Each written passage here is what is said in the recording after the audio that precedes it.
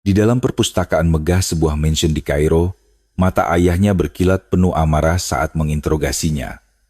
Terlepas dari penolakan keras keluarganya dan benturan budaya yang tajam, dia tidak menyerah. Putri tunggal dari orang terkaya di Mesir ini menjalani operasi di sebuah rumah sakit di Indonesia.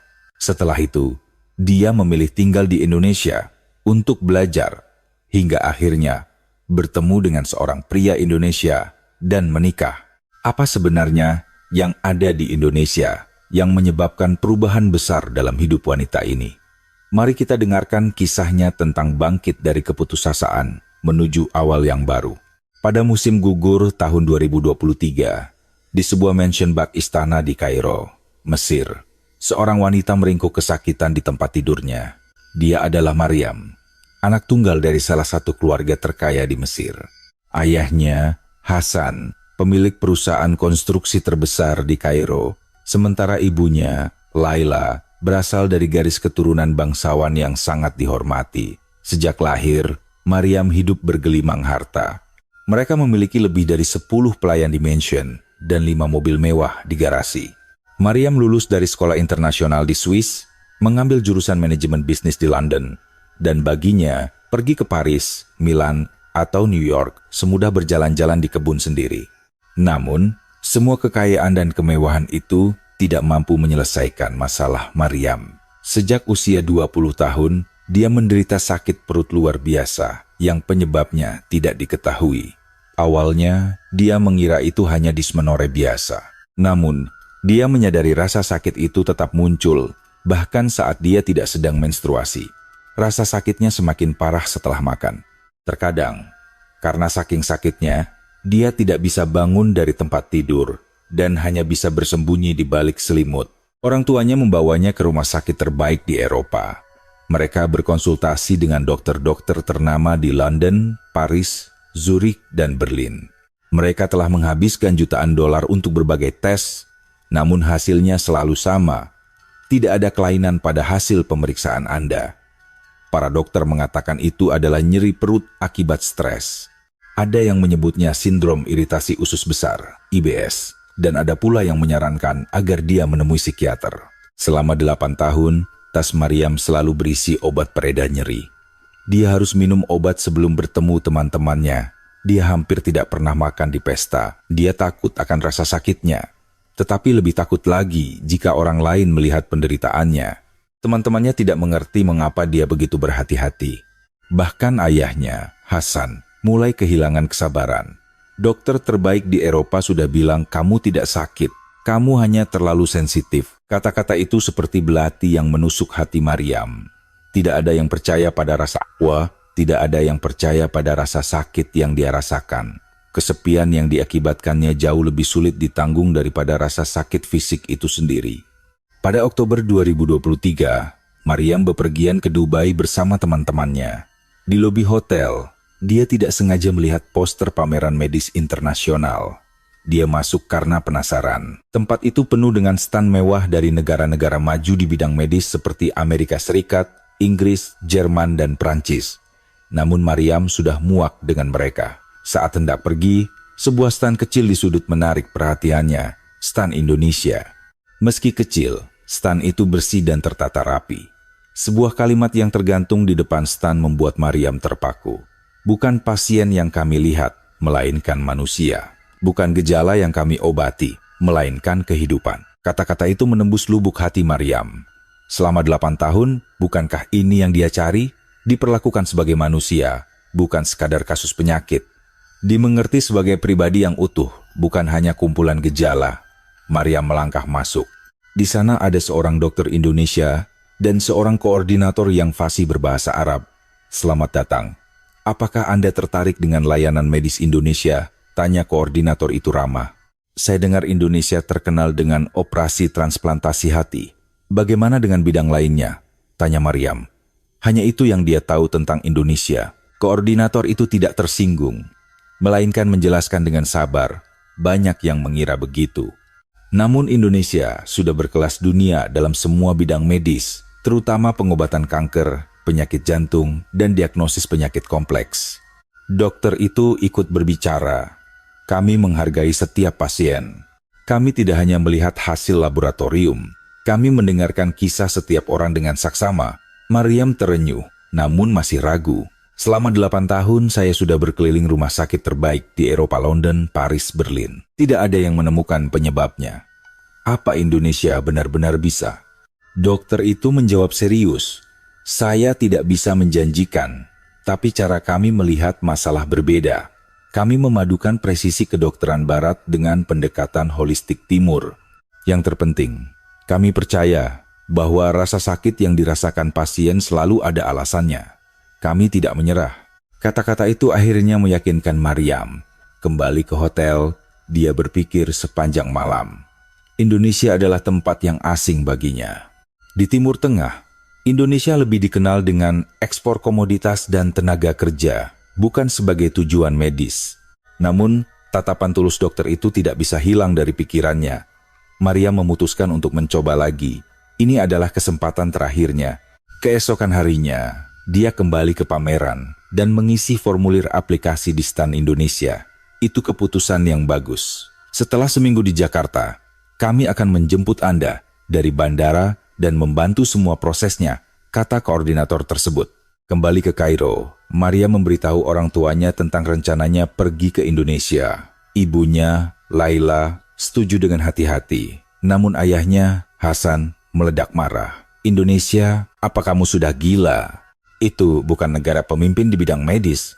Itu hanya negara berkembang yang sedang maju. Jika rumah sakit terbaik di Eropa tidak menemukan apa-apa, kamu pikir mereka akan menemukan sesuatu di Indonesia?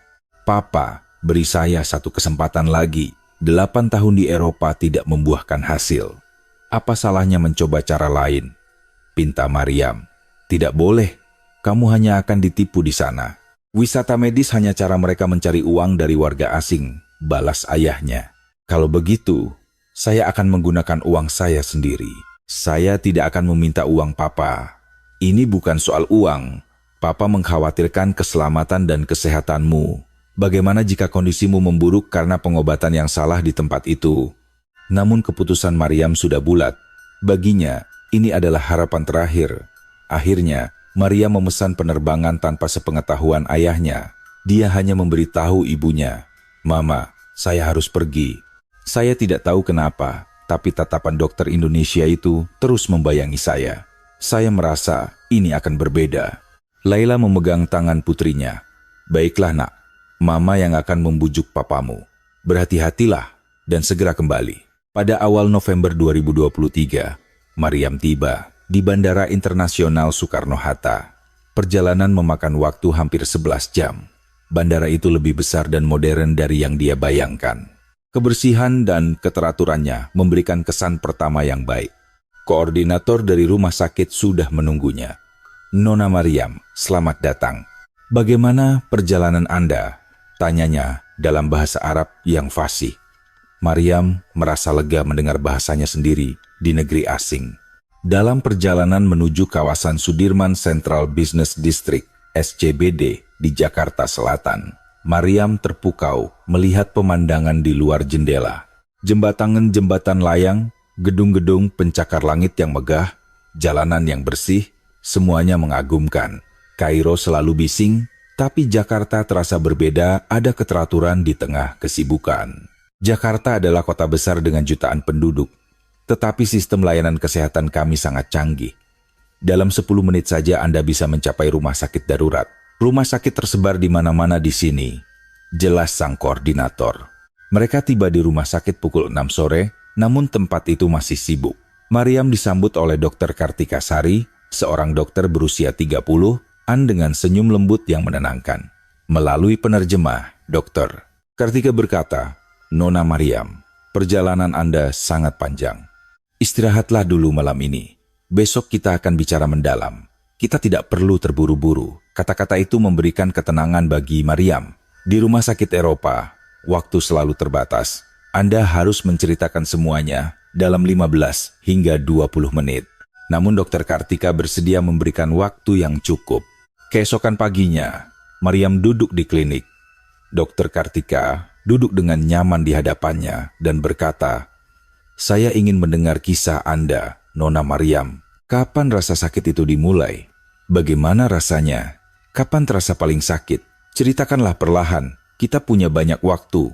Maryam terharu. Ini pertama kalinya ada dokter yang bersedia mendengarkan seluruh kisahnya. Dia mulai bercerita tentang penderitaannya sejak usia 20 tahun. Dia berniat menyingkatnya, namun Dokter Kartika terus bertanya dengan lebih dalam. Apa yang Anda rasakan saat itu?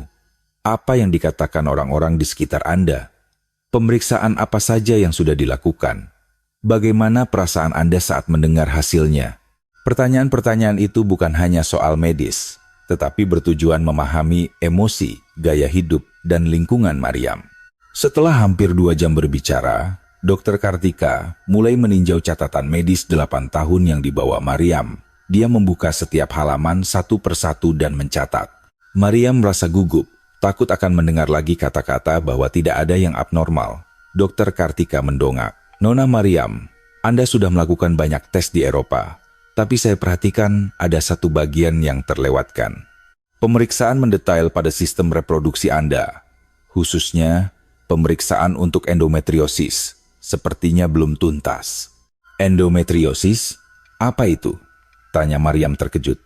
Dokter Kartika menjelaskan secara rinci, ini adalah kondisi di mana jaringan yang biasanya berada di dalam rahim tumbuh di luar rahim, seperti di ovarium, tuba falopi, atau bahkan di sekitar usus. Setiap siklus menstruasi, jaringan ini juga ikut berdarah, menyebabkan peradangan dan rasa sakit yang hebat.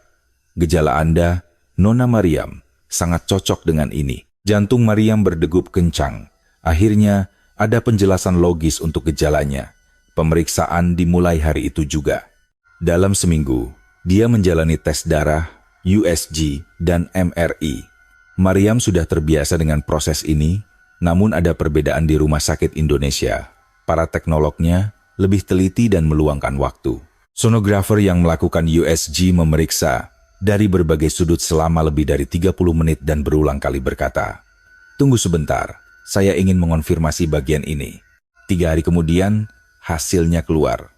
Dokter Kartika memanggil Maryam kembali ke klinik dengan wajah serius. Nona Maryam, kami menemukan beberapa bagian yang mencurigakan pada USG dan MRI. Ada kista di ovarium Anda dan beberapa lesi di peritoneum.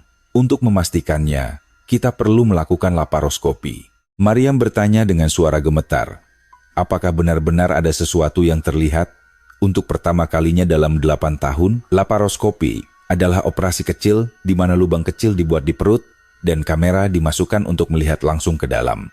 Karena memerlukan anestesi umum, tanggal operasi pun ditetapkan. Maryam menunggu dengan perasaan campur aduk antara takut dan bersemangat. Pada hari operasi, Maryam mengenakan baju bedah dan masuk ke ruang operasi. Dokter Kartika yang sudah mengenakan baju scrub menyambutnya. Jangan khawatir, kami akan melihatnya dengan cermat. Jika ada yang perlu diobati, kami akan melakukannya segera. Dokter anestesi mulai menyuntikkan obat dan perlahan Maryam kehilangan kesadaran. Dia terbangun di ruang pemulihan. Seorang perawat memegang tangannya. Anda sudah bangun. Operasinya berjalan lancar. Dokter akan datang sebentar lagi. Tidak lama kemudian, Dokter Kartika masuk. Dalam kesadaran yang masih samar, Maryam berusaha melihat ekspresi dokter itu. Dokter Kartika mengambil kursi dan duduk di samping Maryam. Dia berbisik lembut, "Nona Maryam, kami sudah menemukannya." Mendengar kata-kata itu, air mata Maryam tumpah. Ditemukan, benar-benar ditemukan. Penyakit yang tidak bisa ditemukan di rumah sakit terbaik di Eropa selama 8 tahun, justru ditemukan di Indonesia. Dokter Kartika melanjutkan penjelasannya. Konfirmasi, ini adalah endometriosis stadium lanjut. Ada kista besar di ovarium dan lesi yang tersebar di peritoneum, terutama di sekitar usus. Sudah terjadi perlengketan yang parah di sana. Itulah sebabnya perut Anda sangat sakit, terutama setelah makan. Benarkah karena itu? Tanya Maryam gemetar. Iya, saat usus bergerak, bagian yang lengket itu tertarik sehingga menimbulkan rasa sakit. Dalam operasi tadi, kami sudah mengangkat sebanyak mungkin yang bisa diangkat. Kista besar dan lesi yang terlihat sudah dibersihkan. Setelah ini, kita akan melanjutkan dengan terapi hormon, dan kondisi Anda akan jauh lebih baik. Maryam bertanya sambil terisak. Mengapa rumah sakit di Eropa tidak menemukannya? Padahal saya sudah menghabiskan banyak uang. Dokter Kartika menjawab hati-hati. Endometriosis terkadang sulit didiagnosis dengan tes standar, terutama jika sudah menyebar ke peritoneum dan usus. Perlu laparoskopi untuk melihat dan mengonfirmasi secara langsung. Mungkin mereka tidak menganggap gejala Anda seserius itu. Mariam bertanya dengan ragu tentang biaya karena ayahnya berkata tidak akan membayar. Dokter Kartika melihat dokumen. Pemeriksaan dan operasi ini biayanya sekitar 70 juta rupiah. Mariam tidak percaya. 70 juta rupiah? Itu hanya setara dengan sekitar 3.500 pound sterling Inggris. Di Eropa, prosedur serupa bisa memakan biaya setidaknya 40.000 pound sterling. Hampir 10 kali lipat. Benarkah hanya sebesar itu? Mariam memastikan. Dokter Kartika tersenyum. Iya, itu sudah termasuk biaya rumah sakit. Harga layanan medis di Indonesia sangat kompetitif dan masuk akal. Tujuan kami adalah menyembuhkan pasien, bukan sekadar mencari keuntungan. Maria menangis lagi mendengar kata-kata itu. Inilah kedokteran yang sesungguhnya. Inilah dokter yang sebenarnya. Dari ruang pemulihan, Mariam dipindahkan ke kamar pribadi. Untuk pertama kalinya, dia merasakan kedamaian. Jahitan operasi memang sakit, namun nyeri perut yang menyiksanya selama bertahun-tahun telah sirna, benar-benar hilang. Mariam mengelus perutnya, hampir tidak percaya. Selama 8 tahun, ini pertama kalinya dia bisa berbaring tanpa rasa sakit. Di tempat tidur sebelah ada seorang pasien Indonesia, seorang wanita berusia 60-an yang juga menjalani operasi karena penyakit yang sama.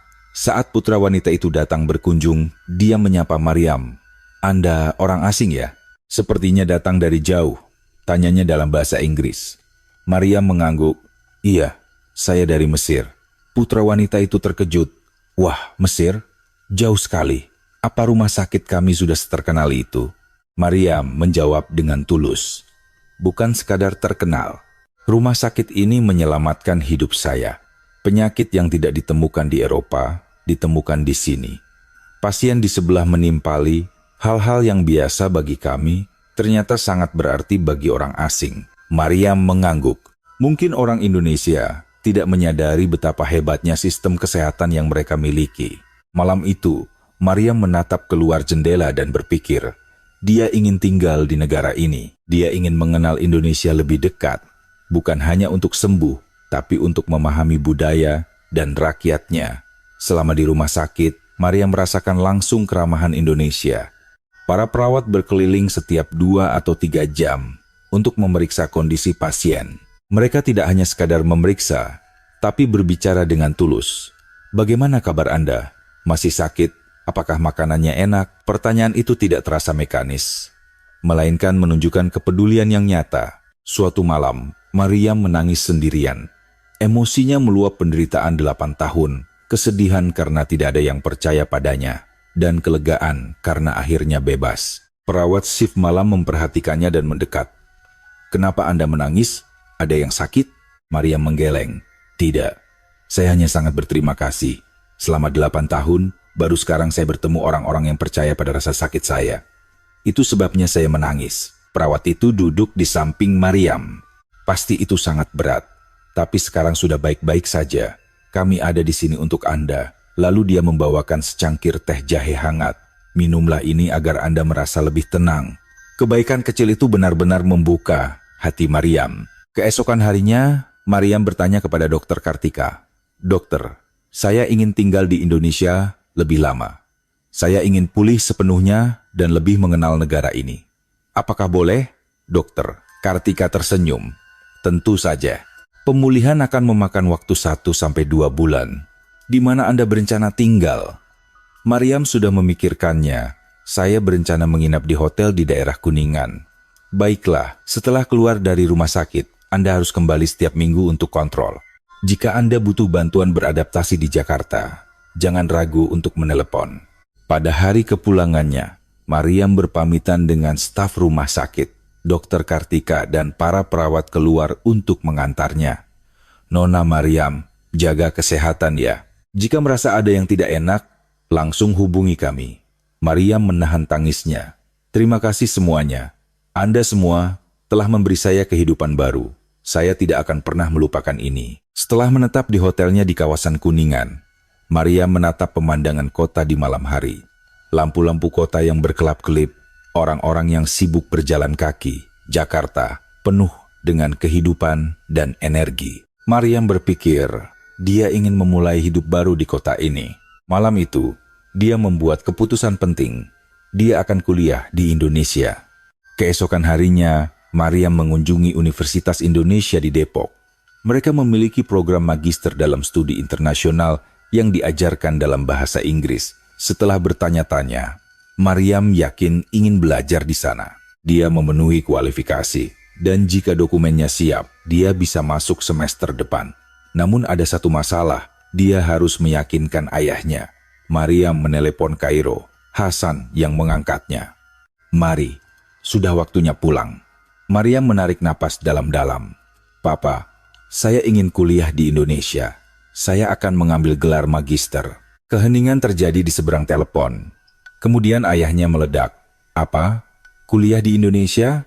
Kamu sudah gila. Gelar dari London sudah cukup. Kenapa harus kuliah di sana? Pulang sekarang juga. Papa, disinilah saya sembuh. Dan saya ingin mengenal negara ini lebih jauh. Ini hidup saya. Hidupmu ada di Kairo. Banyak yang harus kamu lakukan untuk keluarga. Jangan buang waktumu di sana. Papa, saya sudah dewasa. Tolong hargai keputusan saya. Hanya 1 tahun saja. Biarkan saya belajar di sini selama 1 tahun. Akhirnya, Hasan menutup telepon dengan marah. Namun Maryam tidak menyerah. Dia menelepon ibunya dan menjelaskan semuanya. Ibunya berjanji akan membujuk ayahnya. Beberapa hari kemudian, ibunya menelepon. Papamu bilang, hanya 1 tahun. Tapi benar-benar hanya 1 tahun ya? Kamu mengerti. Maryam sangat senang. 1 tahun sudah cukup untuk menyelesaikan magisternya. Dia menyiapkan dokumen dan mendaftar. 2 bulan kemudian, dia menerima surat penerimaan. Pada Maret 2024, Maryam resmi menjadi mahasiswa pascasarjana di Indonesia. Kehidupan mahasiswa adalah hal baru baginya. Berada bersama mahasiswa dari berbagai penjuru dunia, membuka wawasan baru. Dia mengagumi kerja keras mahasiswa Indonesia. Begadang di perpustakaan dan bekerja sepenuh hati dalam proyek kelompok sungguh mengesankan. Suatu hari, saat sedang mencari buku di perpustakaan, Maryam menabrak seorang pria. Buku-buku jatuh ke lantai. Mereka berdua membungkuk untuk memungutnya, dan pada saat itulah mata mereka bertemu. Pria itu tampak berusia 30-an dan orang Indonesia. Maaf, saya tidak melihat jalan, katanya dalam bahasa Inggris yang fasih. Maryam juga meminta maaf. Tidak, saya yang harusnya berhati-hati. Pria itu melihat judul buku yang dipegang Maryam, Politik Timur Tengah, topik yang menarik.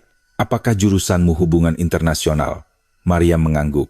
Iya, saya mahasiswa pascasarjana. Pria itu tersenyum. Kenalkan, saya Aditya Wijaya. Panggil saja Adit. Saya asisten profesor di Departemen Ilmu Politik di sini. Begitulah kisah mereka dimulai. Adit telah menyelesaikan gelar doktornya di Universitas Indonesia.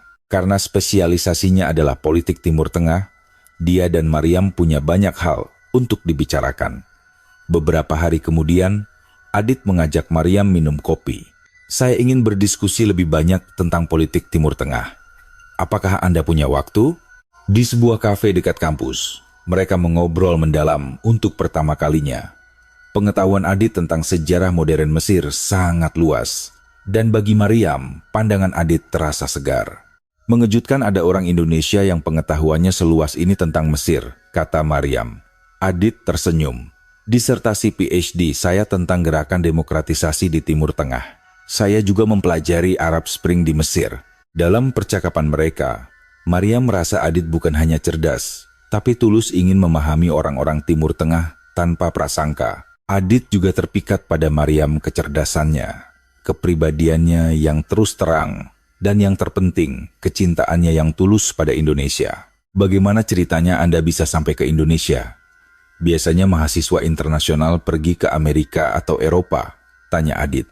Maryam menceritakan kisahnya penderitaan 8 tahun, salah diagnosis di Eropa, dan kesembuhannya di Indonesia. Adit mendengarkan dengan serius, lalu memegang tangan Maryam. Pasti itu sangat sulit, tapi sekarang Anda sudah baik-baik saja kan? Maryam mengangguk. Iya, Indonesia menyelamatkan saya.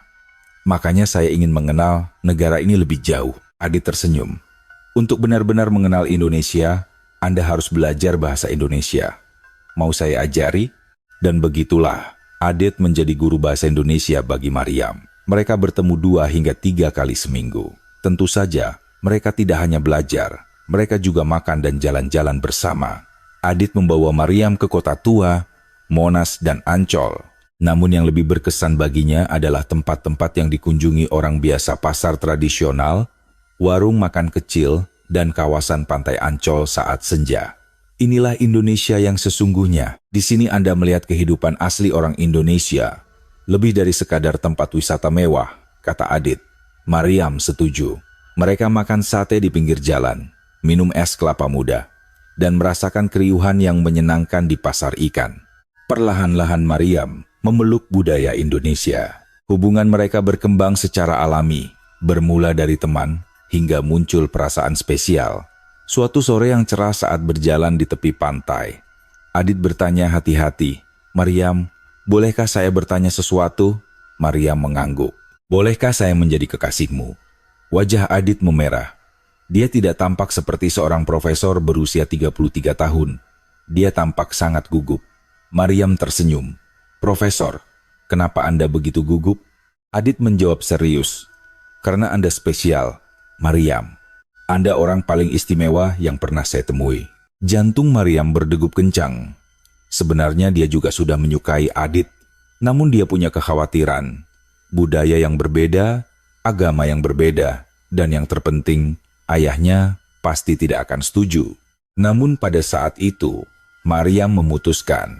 Sekali saja, dia akan mengikuti kata hatinya. "Iya, saya mau." Wajah Adit berbinar mendengar jawaban Maryam. Malam itu, mereka berjalan bergandengan tangan di tepi laut. Daun-daun menari, ditiup angin, air laut berkilauan. Maryam berpikir, mungkin inilah cinta kehangatan yang dia rasakan di hatinya. Namun masa bahagia itu tidak berlangsung lama. Sebulan kemudian, ibunya menelepon dari Kairo. "Maryam, papamu melihat fotomu. Kamu bersama seorang pria, bergandengan tangan." Maryam merasa cemas. Sepertinya ada yang mengambil foto dan mengirimkannya kepada ayahnya. Mereka punya kenalan di Jakarta. "Mama, saya..." Maryam berusaha menjelaskan.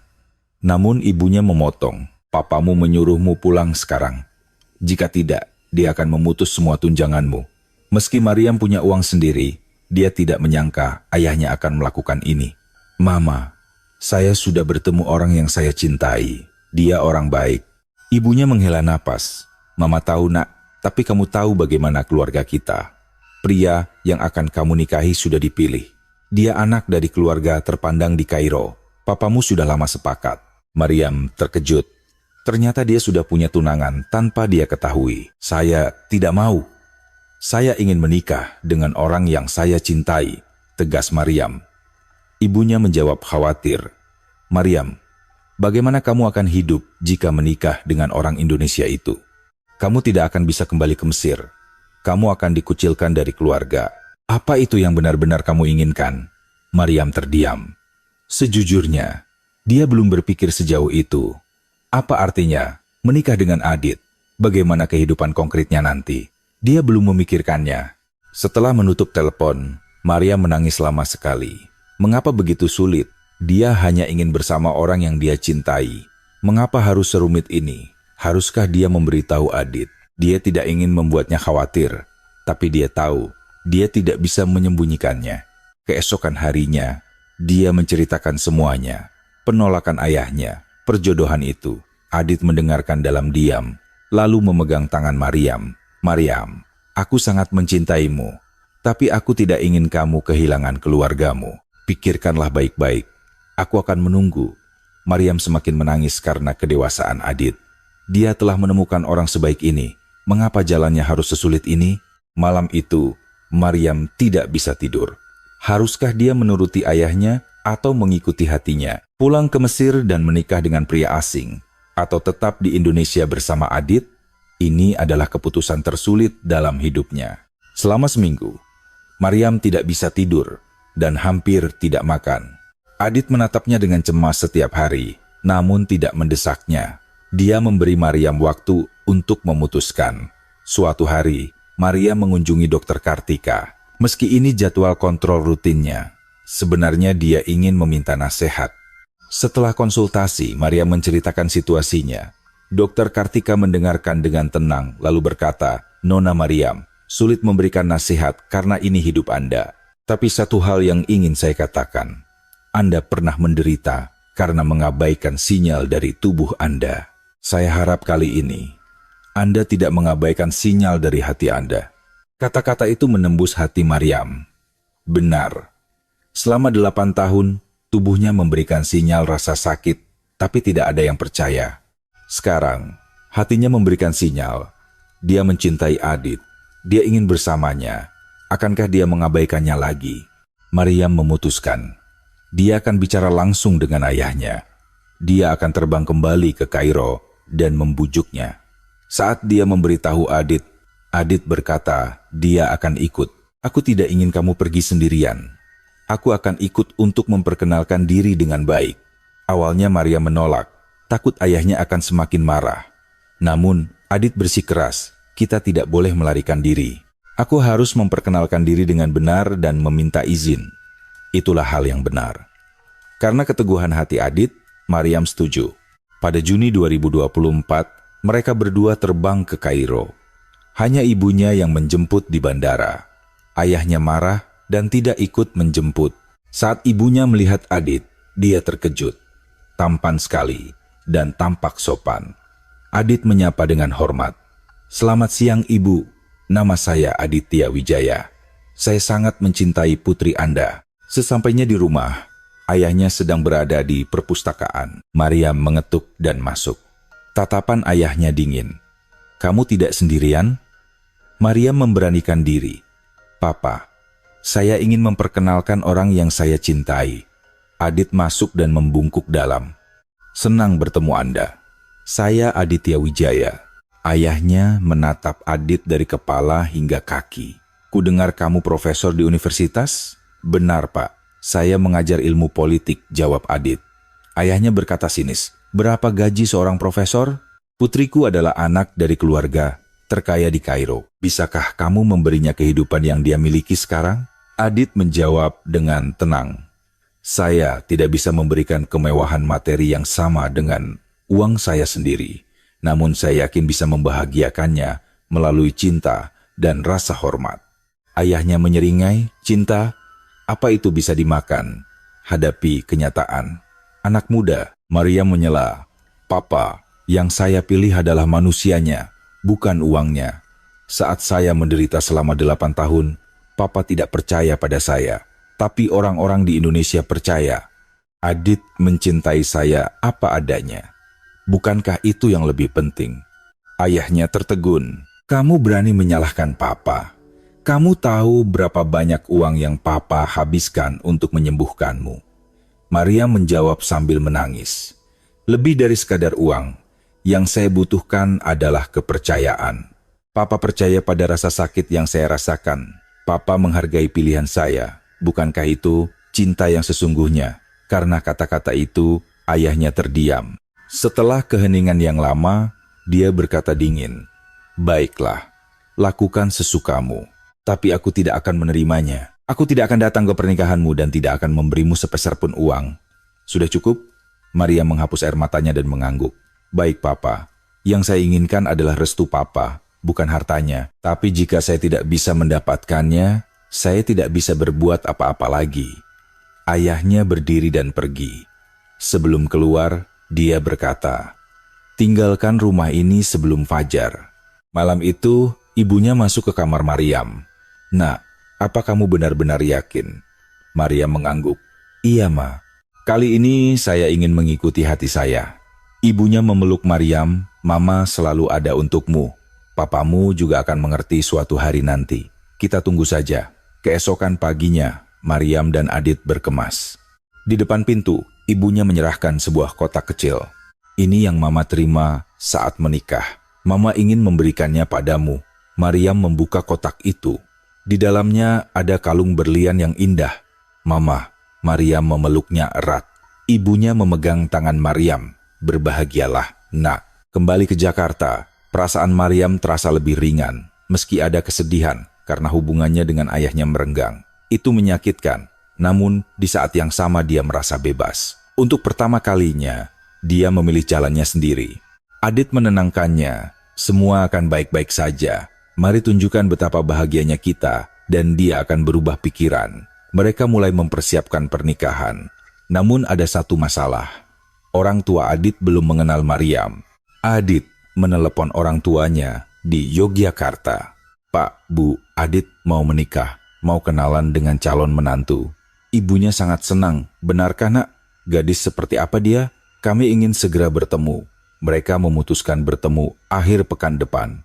Orang tua Adit tinggal di Yogyakarta. Ayahnya pensiunan guru dan ibunya ibu rumah tangga, keluarga kelas menengah yang tipikal. Maryam gugup, akankah mereka menerima menantu asing? Di pesawat menuju Yogyakarta, Adit memegang erat tangan Maryam. Jangan khawatir, orang tuaku sangat baik. Di Bandara Internasional Yogyakarta, orang tua Adit sudah menunggu. Saat ibunya melihat Maryam, dia langsung tersenyum. Wah, cantik sekali. Pantas saja standar Adit tinggi. Rumah mereka adalah rumah yang asri dan nyaman. Meja makan penuh dengan masakan lezat yang disiapkan ibunya. Karena Nona orang asing, ibu tidak tahu apa yang Nona suka. Jadi ibu masak macam-macam. Beritahu ibu kalau ada yang tidak suka ya, kata ibunya ramah. Maryam terharu oleh kebaikan itu. Saat makan, ayah Adit bertanya, Maryam, bagaimana kalian bisa bertemu? Maryam menceritakan semuanya, mulai dari insiden di perpustakaan, hingga penyakitnya dan alasannya ke Indonesia. Ibu Adit mendengarkan sambil menangis. Kasihan sekali kamu, nak. Tapi, untunglah kamu sembuh di sini. Ayahnya bertanya serius, bagaimana soal agama? Kamu Muslim kan, Maryam? Maryam memberikan jawaban yang sudah dia siapkan. Iya, Pak, saya Muslim. Namun apapun agama Mas Adit, saya akan menghargainya. Selama kita saling menghormati keyakinan masing-masing, saya rasa kita akan baik-baik saja. Adit menimpali, saya akan selalu menghormati agama Maryam. Jika nanti kami punya anak, kami akan mengajarkan kasih sayang dan rasa hormat kepada sesama. Bukankah itu yang terpenting? Ayah Adit mengangguk. Benar, sekarang zamannya begitu. Kasih sayang adalah yang terpenting. Setelah makan, ibunya menarik Maryam ke sebuah ruangan. Maryam, sejujurnya awalnya ibu khawatir. Menantu asing, beda bahasa, beda budaya. Bagaimana nanti? Tapi setelah melihatmu, ibu melihat hatimu baik dan kamu sangat mencintai Adit. Itu sudah cukup. Ibunya mengambil sesuatu dari laci, sebuah kotak kecil. Ini pemberian dari ibu saya. Dia bilang berikan pada menantu saya nanti. Ibu ingin memberikannya padamu. Di dalam kotak ada sebuah cincin batu giok. Tidak semewah berlian, tapi bermakna dalam. Maryam menangis dan memeluk ibu mertuanya. Ibu, terima kasih. Saya akan berusaha menjadi menantu yang baik. Ibunya mengelus punggung Maryam. Tolong jaga Adit ya. Dia agak keras kepala, tapi hatinya lembut. Kedua wanita itu mengobrol lama. Saat mereka kembali ke ruang tamu, ayah Adit berkata kepada putranya, Adit, Maryam orang baik. Jaga dia baik-baik. Saya beruntung, Pak, jawab Adit. Di pesawat kembali dari Yogyakarta, Maryam menatap keluar jendela. Orang tuanya sendiri menolak, namun orang tua Adit menerimanya dengan sepenuh hati. Dunia memang unik, namun cukup baginya bahwa ada keluarga yang memberi restu. Pernikahan ditetapkan pada September 2025 di sebuah tempat acara kecil di Jakarta. Itu bukan pernikahan mewah. Tidak ada keluarga Maryam yang datang. Hanya keluarga dan teman-teman Adit, serta teman kuliah Maryam. Namun bagi Maryam, itu tidak masalah. Lebih penting berada bersama orang-orang yang benar-benar mencintai mereka. Seminggu sebelum pernikahan, Maryam mengunjungi Dr. Kartika untuk memberikan undangan. Dokter, Anda harus datang.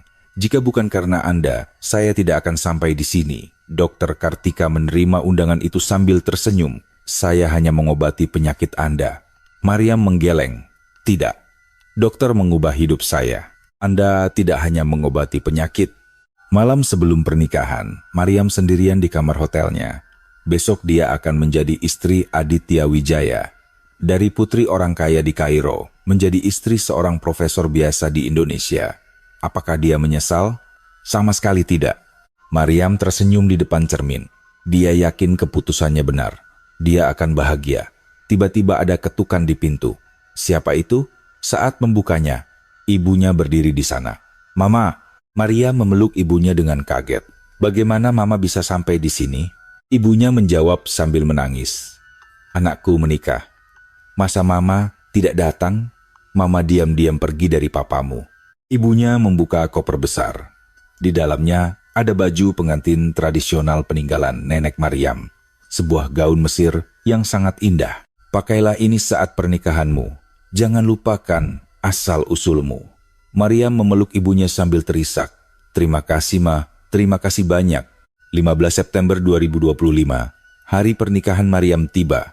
Tempat acaranya tidak besar namun penuh kehangatan. Tamu-tamu mulai berdatangan keluarga Adit, teman-teman, rekan kerja dari universitas, dan teman-teman kuliah Maryam, Dr. Kartika dan beberapa perawat yang merawatnya juga datang. Kejutan terbesar datang sebelum upacara dimulai. Pintu gedung terbuka dan seorang pria masuk. Ayah Maryam, Hasan. Maryam menatap ayahnya seolah tak percaya. Wajahnya serius. "Putriku menikah. Tidak mungkin ayahnya tidak ada." Ibunya berdiri di sampingnya sambil tersenyum. Sepertinya ibunya berhasil membujuk ayahnya tadi malam. "Sayang, apakah kita akan membiarkan anak kita membenci kita selamanya? Mari temui dia dan beri restu." Itulah tugas orang tua. Setelah dibujuk semalaman, ayahnya akhirnya luluh. Hasan menghadap Adit. Adit membungkuk gugup. "Bapak, terima kasih sudah datang." Hasan menatap Adit dan berkata dengan suara tegas, "Jika kamu membuat putriku menangis, aku tidak akan memaafkanmu. Kamu harus membahagiakannya seumur hidup." Adit menjawab serius, "Saya akan melakukan segalanya, Pak." Hasan menatap Adit sejenak, lalu mengulurkan tangannya. "Aku menaruh harapan padamu." Jabat tangan itu membuat Maryam menangis. Meski belum sepenuhnya memaafkan, setidaknya ada penerimaan. Pernikahan dimulai. Maryam mengenakan gaun tradisional Mesir pemberian ibunya. Gaun putih itu indah, namun Maryam ingin menunjukkan asal-usulnya. Perpaduan warna emas dan hijau pada gaun itu tampak mewah dan elegan, membuat tamu undangan terpukau. Ayahnya mendampingi Maryam berjalan menuju altar. Sambil berjalan, ayahnya berbisik, "Maryam, cukup bagiku melihatmu bahagia. Maafkan Papa." Maryam menahan tangis dan mengangguk. "Terima kasih, Papa." Saat mereka sampai di depan Adit, Hasan menyerahkan tangan Maryam ke tangan Adit. "Jaga dia." Adit membungkuk dalam. "Terima kasih, Pak. Saya akan membahagiakannya seumur hidup." Selama upacara, Maryam tidak berhenti menangis bahagia. Pendeta atau penghulu yang meresmikan berkata, "Hari ini kita tidak hanya menyaksikan pernikahan dua insan, melainkan pertemuan dua budaya Mesir dan Indonesia, Timur Tengah dan Asia Tenggara. Dua orang dari dunia berbeda disatukan oleh cinta. Inilah esensi dari kemanusiaan yang sesungguhnya." Setelah upacara, saat pertukaran cincin, tangan Adit gemetar. "Kamu gugup ya?" goda Maryam sambil memegang tangan Adit. Adit menyematkan cincin di jari Maryam, lalu mereka berciuman. Resepsi dimulai. Para tamu mengantre untuk memberi selamat. Dokter Kartika mendekat dan memeluk Maryam. "Selamat Maryam, kamu cantik sekali." "Dokter, semua ini berkat Anda, karena Anda telah menyembuhkan saya," jawab Maryam. "Dokter," Kartika tersenyum, "saya hanya menyembuhkan tubuh Anda. Yang mengubah hidup Anda adalah diri Anda sendiri." Para perawat juga memberi selamat. "Sangat mengharukan melihatmu bahagia sekarang. Padahal dulu di rumah sakit kamu sangat menderita." Maryam memegang tangan mereka. "Kalian memperlakukan saya sebagai manusia, bukan pasien. Bagi saya, itu obat yang lebih ampuh dari operasi manapun." Orang tua Adit juga sangat bahagia. Ibunya tidak berhenti menangis haru. Setelah resepsi selesai, tamu satu persatu pulang. Yang tersisa hanya kedua keluarga, Hasan, Laila, dan orang tua Adit duduk bersama. Awalnya agak kaku karena perbedaan bahasa dan budaya, namun kasih sayang pada anak menyatukan mereka. Ibu Adit bicara duluan. "Terima kasih Bapak Ibu. Adit akan menjaga Mariam dengan baik. Dia pria yang sangat tulus." Melalui penerjemah, Laila menjawab, "Mas Adit juga sangat baik. Sepertinya putri kami akan bahagia. Saya merasa tenang sekarang."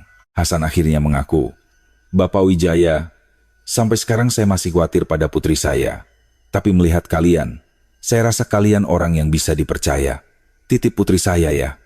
Adit membungkuk dalam. "Terima kasih banyak Pak. Saya akan membahagiakan Mariam selamanya." Setelah menikah, Mariam dan Adit memulai hidup baru di sebuah apartemen di Jakarta. Dibandingkan mansion Mariam, apartemen ini kecil. Namun bagi Mariam, tempat ini penuh cinta. Setiap akhir pekan mereka pergi ke pasar dan memasak bersama. Mariam melanjutkan studinya dan Adit mengajar di universitas. Kehidupan yang biasa saja, namun bagi Mariam, kehidupan biasa ini adalah keajaiban. Menjalani hari tanpa rasa sakit dan bersama orang yang dicintai adalah berkah luar biasa. Suatu hari Mariam menerima pesan dari sebuah LSM untuk perempuan Timur Tengah. "Kami mendengar kisah Anda. Apakah Anda tertarik bergabung dalam proyek kesehatan perempuan Timur Tengah?" Mariam langsung setuju. Ini kesempatan untuk membagikan berkah yang dia terima. Proyek ini bertujuan memperkenalkan layanan medis Indonesia kepada perempuan Timur Tengah dan meningkatkan kesadaran akan kesehatan perempuan. Mariam membuat video pengalamannya dalam bahasa Arab yang kemudian viral. Banyak perempuan menghubunginya. "Saya juga punya gejala seperti ini, apa yang harus saya lakukan?" Mariam bekerja sama dengan Dr. Kartika membuat program konsultasi medis online. Banyak perempuan terbantu melalui program ini. Pada awal 2026, Mariam menerima kabar mengejutkan. Dia hamil. Dokter bilang setelah operasi endometriosis tidak mudah hamil, namun pemulihannya sangat baik. "Selamat." Mariam menelepon Adit sambil menangis. "Mas, kita akan punya anak." Adit sedang mengajar saat itu. Namun dia berteriak kegirangan hingga mahasiswa bertanya-tanya. Adit tersenyum lebar. "Sepertinya saya akan jadi ayah." Mahasiswa bertepuk tangan riuh. Kedua keluarga sangat gembira. Hasan menelepon dari Kairo. "Nak, selamat. Papa akan jadi kakek." Mariam tak percaya suara ayahnya sudah begitu lembut. Seiring waktu, ayahnya mulai terbuka. Orang tua Adit datang dari Yogyakarta ke Jakarta untuk merawat Mariam. Ibu mertuanya memasak makanan bergizi dan ayahnya membelikan perlengkapan bayi. Mariam sangat bersyukur. Meski orang tuanya jauh, mertuanya sudah seperti orang tua kandung baginya. Bahkan saat hamil, Mariam tidak berhenti beradvokasi. Dia terus mengampanyekan kesehatan perempuan dan memberikan seminar online. "Saya bisa hamil karena bantuan medis Indonesia. Jika kalian mendapatkan penanganan yang tepat, kalian juga bisa hidup sehat." Pesan Mariam memberi harapan bagi banyak orang. Pada September 2026, Mariam melahirkan bayi laki-laki yang sehat. Dia mirip ayahnya, dengan rambut hitam dan mata bulat. Mereka menamainya Karim Wijaya. Karim berarti mulia dalam bahasa Arab, dan Wijaya adalah nama keluarga ayahnya. Sebuah nama yang mencerminkan dua budaya. Pada Februari 2027, hidup Mariam telah berubah total. Dari putri kaya di Kairo, dia menjadi ibu rumah tangga dan ibu di Jakarta. Namun bagi Mariam, kehidupan ini sangat bahagia, suami yang penyayang, anak yang sehat, dan hari-hari tanpa rasa sakit. Setelah lulus magister, Mariam bekerja di kelompok pertukaran budaya Timur Tengah dan Indonesia. Tugas utamanya adalah membantu wisata medis perempuan Timur Tengah. Kisahnya menjadi sangat terkenal hingga stasiun TV Arab membuat dokumenter berjudul Wanita Mesir yang Menemukan Hidup Baru di Indonesia. Kru produksi datang ke Jakarta dan merekam kesehariannya. Saat diwawancara, Mariam berkata jujur, "Saya menderita 8 tahun.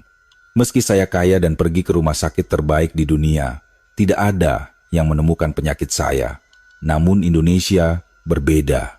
Di sini mereka melihat pasien sebagai manusia, bukan nomor. Itulah perbedaannya. Dan di sini saya menemukan cinta. Suami saya Adit selalu di sisi saya saat saya menderita. Saya belajar bahwa meski tidak kaya atau beda budaya, selama ada cinta sejati, kita bisa bahagia. Indonesia memberi saya kesehatan, kedamaian, dan cinta. Indonesia memberikan segalanya." Dokumenter itu sukses besar, meningkatkan minat warga Timur Tengah terhadap layanan medis Indonesia. Maryam sibuk namun merasa puas. Setiap perempuan yang dia bantu membuatnya merasa bahagia. Pemerintah Indonesia pun mengakui jasanya. Pada musim gugur 2027, Maryam diangkat sebagai Duta Pertukaran Budaya dan Medis Indonesia. Dalam pidatonya yang singkat dalam bahasa Indonesia, dia berkata, "Terima kasih, Indonesia adalah rumah kedua saya. Saya akan terus berusaha menjadi jembatan antara Indonesia dan Timur Tengah." Adit selalu mendukungnya. "Aku bangga padamu.